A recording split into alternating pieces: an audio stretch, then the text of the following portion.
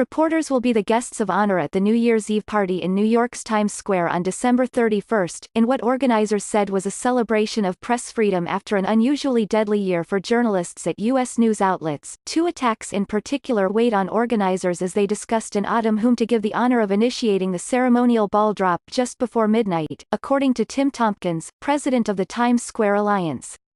One was the killing of Jamal Khashoggi, a Saudi columnist for The Washington Post and U.S. resident, inside a Saudi Arabian consulate in Turkey. The other was the mass shooting in June in the newsroom of the Capitol, a newspaper in Annapolis, Maryland, in which 5 employees were killed. Throughout the year it's been a big issue, Tompkins said in an interview.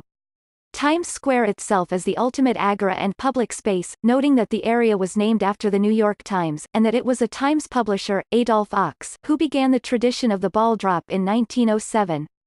Joel Simon, executive director of the Committee to Protect Journalists, said the Times Square Alliance approached his group because of the perception that the journalism and journalists in particular are under threat and their role is being questioned. Simon, who said he usually spends New Year's Eve playing Scrabble with his wife in New Hampshire's White Mountains, will be in the spotlight at the Times Square festivities, joining Mayor Bill de Blasio to launch the ball drop a minute before midnight. Simon will be joined on stage by an array of journalists from U.S. and international news outlets.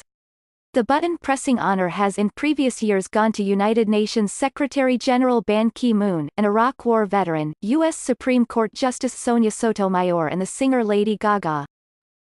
The Times Square Alliance contacted Simon in November, Simon said, several weeks before Time magazine would devote their annual Person of the Year issue to several prominent journalists who have faced attacks and hostility.